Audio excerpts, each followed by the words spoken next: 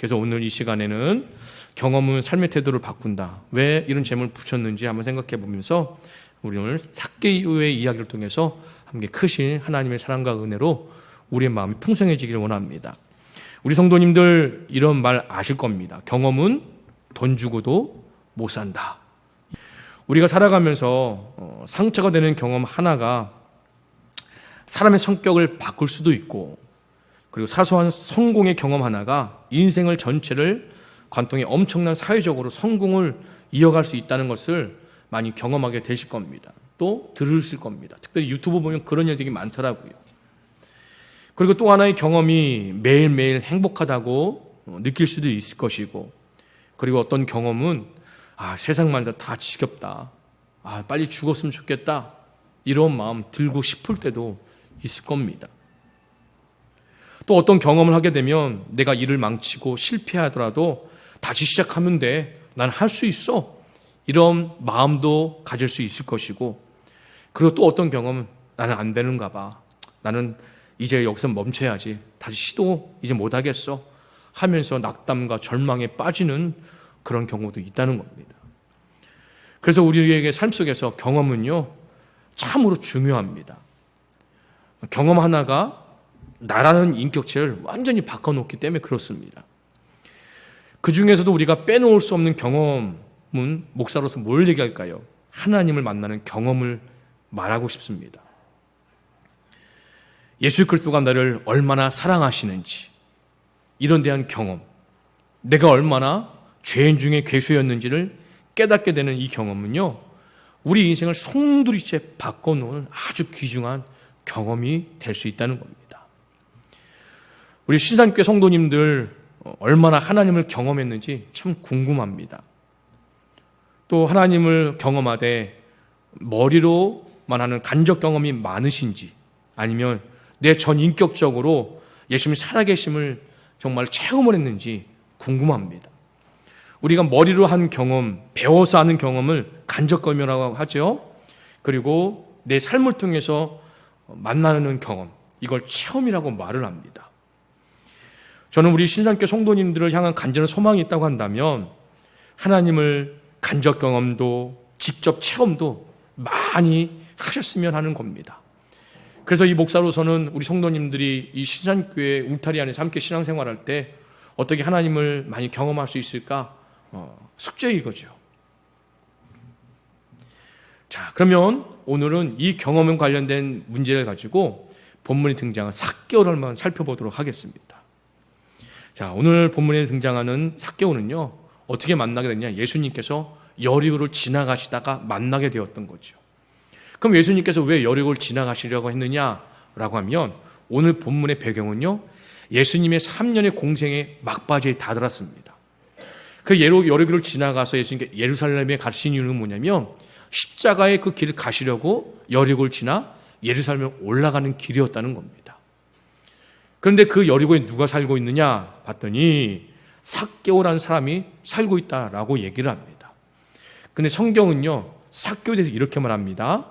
세리장, 부자, 키가 작다 라고 얘기를 해요.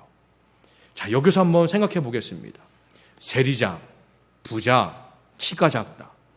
그러면 어릴 적부터 삭개오가 지금 이 순간까지 살아오면서 어떤 경험을 했을까요? 가장 먼저 경험했던 것은 키가 작은 것 때문에 많은 경험을 했을 거라고 생각이 듭니다.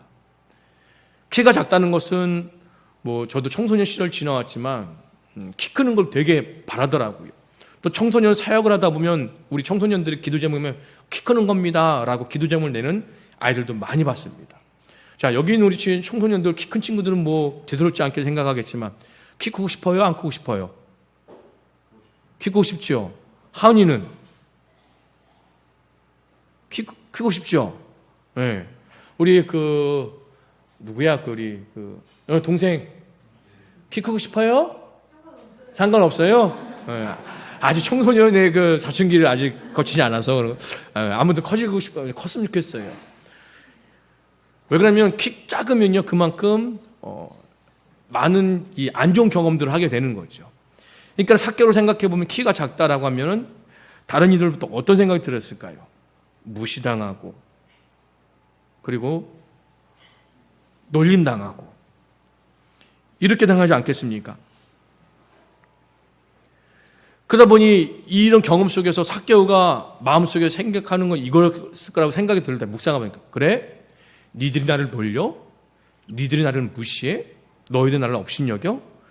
그럼 내가 이 모든 것들을 무마시킬 수 있는 게 뭘까? 생각해 보니 부자가 되는 거라고 생각했을 것 같아요. 키 작은 것 때문에 겪은 경험 때문에, 그래, 너희들이 나를 이렇게 대해도 나는 부자가 되면 너희들 나를 무시 못하겠지, 업신여기지 못하겠지, 이렇게 생각했을 거라고 말씀 묵상하면서 깨닫게 되더라고요. 그러면 삭개오는 보니까 종교 지도자들도 아니에요. 바리새인, 사두개인, 그러니까 이스라엘 사회 속에서 기득권층이나 유력 권력자의 그 서열에 있는 사람이 아니라는 거죠. 그렇다면 평민으로서 삭개오가 부자가 되는 비결이 뭐가 있을까요? 이 당시에는 로마의 압제를 당하고 있어요. 남들한테 조금, 어차피 내 키가 작은 것 때문에 놀림당하고 욕먹고 무시하당하니, 그래? 내가 부자 돼서 이 모든 걸 무마시킬 수 있는데 지금의 이 상황 속에 내가 할 수 있는 건 뭘까? 그래, 바로 세리가 되는 거야. 세공 공무원이 되면 비록 아무리 상대주지 않더라도 그 당시에 세리는 누구냐? 허가받은 도둑이라고 그랬거든요. 그런 내가 오명을 내가 받더라도 내가 부자가 되면 사람들이 나를 무시하지 못하겠지, 업신여기지 못하겠지, 깔보지 못하겠지,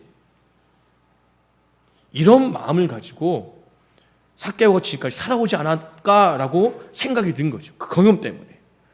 그런데 재밌게도 오늘 삭개오의 본문을 딱 읽으면서 엉뚱하게 야곱의 아내 레아가 생각이 났습니다. 형 에서를 피해 삼촌 라반의 집으로 이렇게 피신했던 야곱은요, 그곳에 한눈에 반한 라헬을 만나게 됩니다.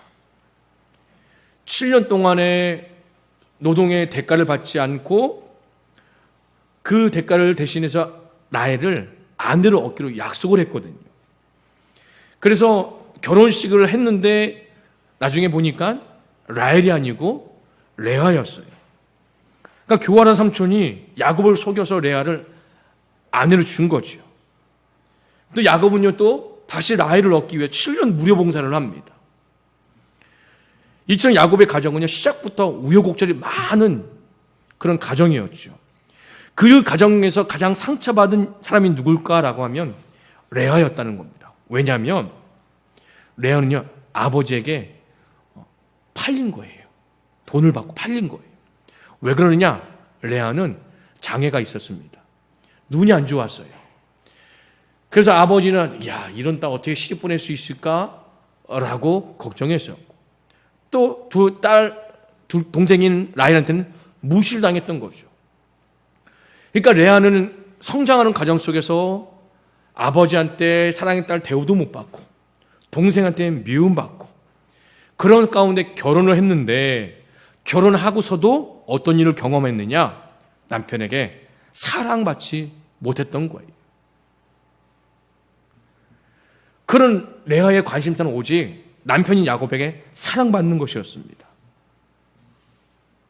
그런데 야곱은요, 전혀 레아에 관심이 없었어요. 그런 레아를 하나님께서 불쌍히 여겨주셔서 하나님께서는 아들을 주셨습니다. 레아는 자신의 아이의 이름을, 첫째를 르우벤 람 이름을 지었거든요. 이름의 뜻은 보라, 아들이라 라는 뜻입니다. 그러니까 유다 문화는요, 남자를 굉장히 우선시합니다. 그러니까는 아들을 낳으면 이제 뭐예요? 기피고 살 수 있는 거죠. 그러니까 레아가 아들을 낳았다는 것은 뭐냐면, 남편이 이제 나를 사랑해 주겠구나, 남편이 이제 나를 돌봐줄 것이다 라고 확신을 가졌던 것이죠. 그래서 르우벤이라는 이름을 지은 거예요. 그러니까 이 르우벤 이름에는 레아가 남편 야곱에게 사랑받고 싶은 한 맺힌 그 마음이 담겨 있는 거죠. 그러나 야곱은 여전히 레아를 인정하지 않습니다. 그런 레아에게 또 깊은 상처를 받겠죠. 아들을 낳으면 남편은 더 이상 어쩌지 못하고 나를 인정해주고 나를 사랑해줄 거라 믿었는데 그렇지 않았다는 거예요. 그런데도 불구하고 또 그 마음속에 하나님께서 불쌍히 여기주셔서 두 번째 아들을 또 허락하셨습니다. 그 아들의 이름이 뭐냐? 시므온이에요. 이름의 뜻은 뭐냐면 보라, 하나님께서 들으셨다라는 뜻이거든요. 아, 이제 됐구나 하는 마음이 들었나 봅니다. 하나님께서 내 마음을 들어주시고 이제는 야곱이 나를 사랑해 주겠지, 이런 마음을 가지고 시므온이라는 이름을 지은 거예요. 그런데도 야곱의 태도는 그대로였어요. 또 하나님은 레아가 불쌍해서 아들을 또 주셨어요. 그 아이의 이름을 뭐냐면 셋째, 레위였습니다. 이름의 뜻은 이제 연합했다, 하나가 되었다, 이런 뜻이거든요. 연합, 하나, 이제 끝났어. 3세 보니까 이제 됐어. 야곱, 이제 당신 나를 사랑할 수밖에 없을 거야. 이런 마음 들었을 거라는 거죠. 하지만 그래도 야곱은 여전히 레아를 외면을 합니다. 이때까지도 야곱이 사랑했던 라헬은요, 아이를 하나 또 낳지 못했는데 레아는 셋이나 낳는 거죠. 그럼에도 불구하고 이 야곱은요, 눈 깜빡 하나 하지 않습니다. 오직 뭐예요? 라헬밖에 없는 거죠. 아무리 라헬을 사랑한다고 해도 끝까지 이 레아를 인정하지 않는 그 남편이 야곱을 보면 참 무정한 사람이다 생각이 듭니다. 그런 레아에게 또 하나님께 불쌍했는지 네 번째 아들을 주십니다.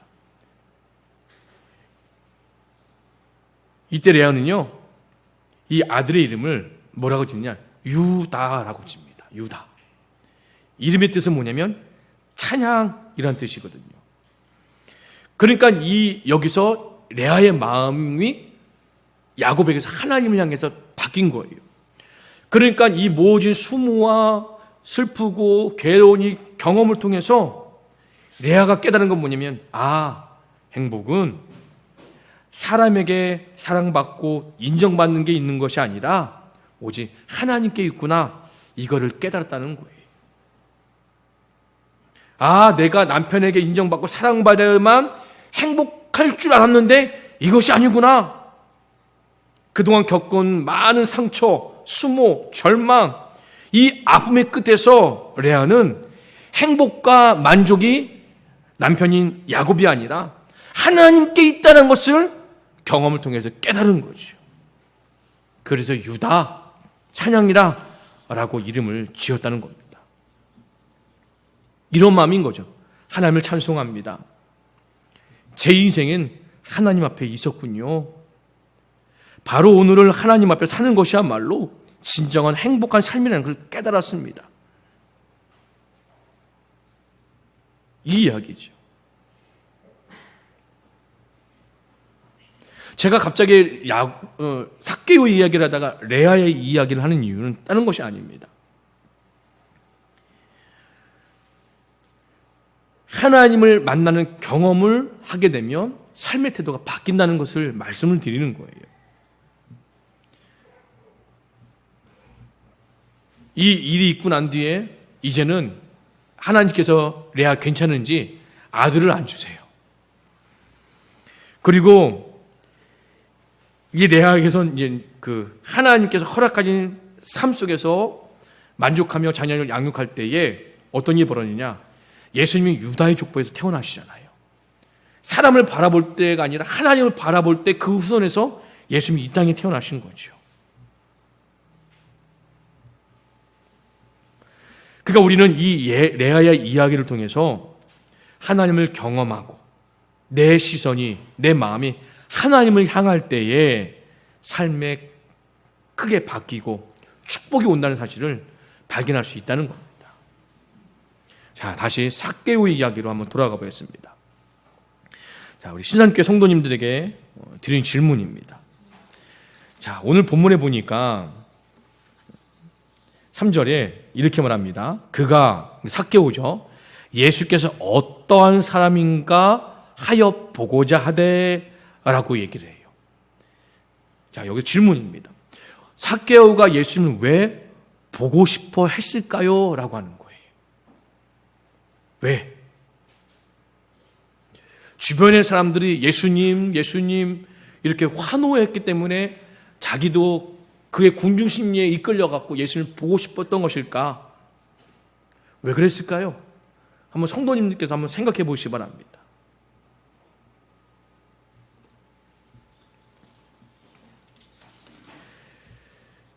자, 보면 삭개오도 분명히 예수님의 소문을 들었을 거란 말이죠. 그런데 이 예수님의 소문을 들으면서 삭개오의 마음속에 어떤 이야기가 가장 귀에 들려왔을까요? 한번 생각하면 예수님이 죄인들과 함께 밥을 먹더라. 예수님이 세리와 죄인의 친구더라. 예수님의 제자 중에 세리였던 사람도, 마태가 세리였으니까, 있더라. 이런 얘기에 더 관심을 가져지 않았을까요? 지금까지 삭개오는 어떤 경험을 가지고 살아왔어요? 키가 작다는 이 신체적인 약점 때문에 많은 불편함과 놀림과 수치와 모욕과 무시와 이런 거를 겪어왔는데, 그리고 이것을 무마시키고 부자가 되기 위해 세리가 되었는데, 높은 자리 세리장, 세리의 우두머리까지 되었는데, 그럼에도 불구하고 이 삭개오는 무시당의 일수였다는 거죠. 그런데 예수님이란 분은 그런 세리들을 함께 한다는 거예요. 식사 자리도 함께 한다는 거예요. 우리 기자성님 이거 하셔야 됩니다. 죄인과 어울린다는 것은 뭐냐면 그 사람도 죄인이라는 거예요. 그리고 내 스스로를 더럽힌다는 거예요. 그 유대인들이 직업에 세리가 가지고 있거나 죄인들이라고 하는 사람들하고 어울리질 않습니다. 그런데 예수님이 이 죄인들과 세리에 어울린다는 것은 뭐냐면 유대인들 입장에서는 예수도 죄인이라는 것이고 예수도 스스로가 자신을 더럽힌다는 의미거든요. 그러니까 세리인 삭개오 입장에서도 도통 이해가 안 되는 이야기였다는 겁니다. 그 소문을 들었는데 그때부터 이 삭개오 마음속에 한번 만나고 싶은 마음이 들었겠죠. 그러다가 자기가 있는 이 지역 여리고에 온다고 하니까 그 호기심은 행동으로 옮기게 되는 거죠. 그래서 어떤 일이 벌어졌느냐? 키가 작은 것 때문에 사람들이 비켜주지는 않겠지요. 특별히 삭개오 다 아는 동네 사람들 아닙니까? 아, 세리장 예수님 본다고 내가 키가 작은 앞으로 가겠습니다. 비켜줄까요? 안 비켜주겠죠. 어떻게 했느냐? 예수님이 가는 길을 먼저 앞서가갖고 사람들 또 몰려올 거 아니에요. 못 볼 거 뻔하니까 나무에 올라간 거예요. 그런데 예수님 지나가시다가 삭개오를 보시고 이렇게 말합니다. 5절 보니까 삭개오야 속히 내려오라. 우리 성도님들 별로 감흥이 안 되시죠? 삭개오야 속히 내려오라. 저는 이 말씀 읽으면서 눈물이 났습니다. 삭개오야 이름을 불러주신 거예요. 지금까지 삭개오라는 사람이 살아오면서 사람들에게 자기 이름 몇 번이나 불려왔을까요? 야, 키 작은 놈. 야, 도둑놈아. 야, 죄인아. 직업 때문에, 신체적 약점 때문에 이름보다도 다른 별명으로 많이 불려왔을 거란 말이죠. 그런데 어떤 사심 없이 지금 삭개오라는 이름을 예수님 부르고 있다는 거예요. 속히 내려오라 이 얘기입니다.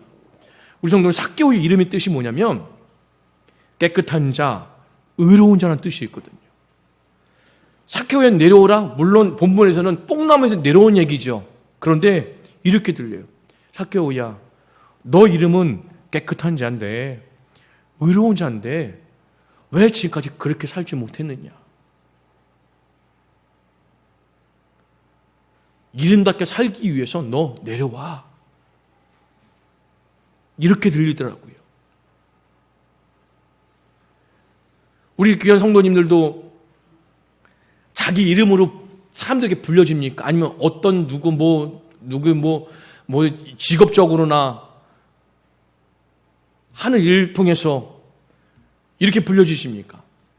나이가 먹으면 먹을수록 사람들이 내 이름 불려주기가 쉽지 않아요. 삭개오는 자기 이름을 언제 어디서 들어봤는지도 몰랐을 거예요. 얼마 만에 듣는 자신의 이름일까요?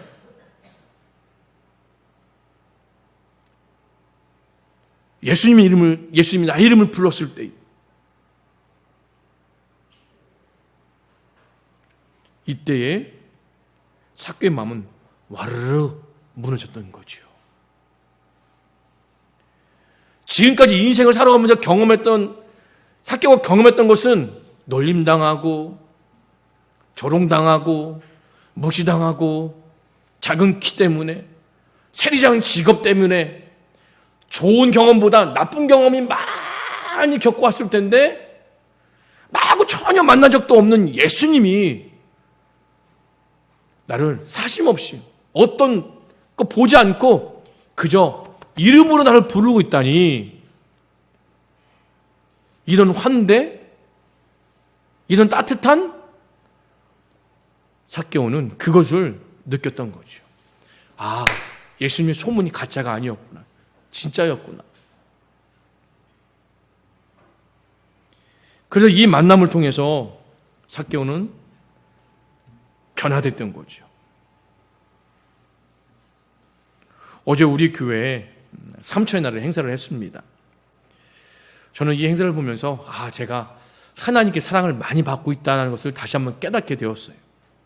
저하고 아무런 상관이 없는 육지에 계신 한희선 선생님이 자기 돈 투자해갖고 비행기 타고 오셨는데 갈 때도 비행기가 없어서 비싼 비즈니스 타고 가셔야 했거든요. 근데 그걸 우리 교회가 비행기값 다 제공한 거 아니에요. 그저 자비량으로 오셔서 그냥 값없이 침 놔주고 가신 거예요. 어제 왔다 어제 가셨어요. 그리고 한 권사님은 자기 직원과 함께 토요일날 미용실을 해야 되는데 미용실 문 닫고, 그리고 미용실 의자까지 들고 남편 용달차에 끌고, 남편은 끌려와서 하루 종일 가만히 앉아 가셨거든요. 그렇게 우리 교회 봉사실 오셨어요. 왜 그런 수고를 마다하지 않았을까요? 이분들이 다 하나님의 사랑을 경험했기 때문에, 하나님에 대한 따뜻한 마음이 있기 때문에 우리 교회가 이런 좋은 일을 한다고 얘기를 듣고 그냥 값없이 봉사해 도와주시러 오신 거예요.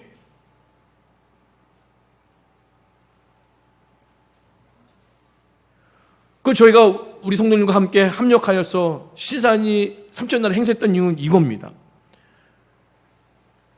야, 신산교회 이 사람들 도대체 어떤 사람들이야? 아니, 이들이 믿는 예수님이 도대체 누구길래 이런 일을 해? 야, 이 사람들이 믿는 예수님? 나도 꼭 한번 만나고 싶네. 이런 경험을 쥐어주는 거죠. 우리 성도들도 마찬가지예요. 다들 바쁘시고 힘드시고 쉬고 싶으실 때도 불구하고 다 오셨어요. 우리 현인이 원장님 같은 지팡이 쥐고 아프신데도 불구하고 자리를 떠나지 않으셨어요. 한 자리 더 지키고 싶어갖고. 김정숙 권사님은 가갖고 한 분 손잡고 데리고 오시더라고요. 우리 신영 집사님도 가갖고 경로당 가서 손잡고 데리고 오시더라고요.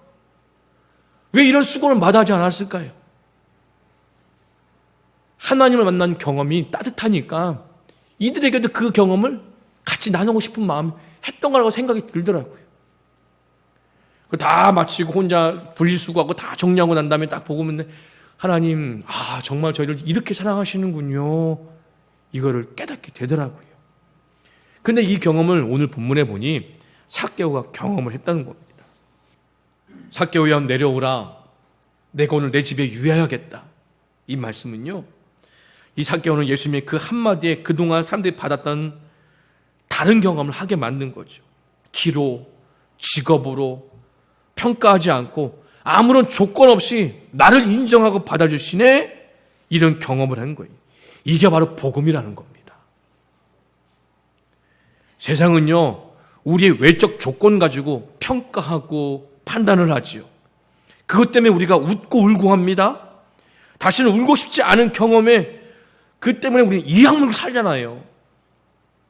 그런데 예수님은요, 아무런 조건 이유 없이 그저 나를 안아주십니다. 세상에서 할 수 없는 경험을 우리 할 수 있도록 도와주세요. 이게 복음이에요. 이 사실을 깨닫게 된 삭개오는 예수님의 그 부르심 비가 같았던 마음이 다 녹아 변화됩니다. 변화의 증거가 8절입니다. 삭개오가 서서 주께 여짜오되 주여 보시옵소서 내 소유의 절반을 가난한 자들에게 주겠사오며 무시당하지 않으려고 세상에서 가장 귀한 것이 물질 이것이 전부였는데 예수님을 경험하고 변화된 것입니다. 그러면서 이렇게 말합니다. 만일 누구의 것을 빼앗을 일이 있으면 내 갑절이나 갚겠습니다. 자신을 영접해 주신 예수님 때문에 삭개오는 드디어 자신을 돌아보고 지금까지 살아온 자신의 모습을 부끄러운 것이죠. 이렇게 살면 안 되겠구나 결단한 것입니다. 삭개오는 이제 좁은 길, 자신을 부인하고 자기의 십자가를 지는 길을 결단하고 헌신하게 된 거지요. 다 살아오면서 경험하지 못했던 예수님을 만났기 때문에 그렇다는 겁니다. 그렇기 때문에 우리도 하나님을 경험해야 돼요. 예수님을 경험해야 돼요. 간접 경험이든 지적 경험이든 다 해야 합니다. 그러기 위해서 우리가 그 어느 것보다 하나님에 대한 경험을 사모하시고 매일매일 예수님을 알고 보고자 하는 마음이 간절해야 된다는 거예요. 그러면 우리 성도님들 믿는 예수님이 도대체 누구기에? 라는 삭개오처럼 예수를 만나고 싶은 사람들이 우리 성도 주변에 점점 늘어날 거라는 거예요. 저는 우리 신사교회 귀한 성도님들이 예수님을 꼭 만나는 경험, 그런 축복을 누리시기를 소망합니다.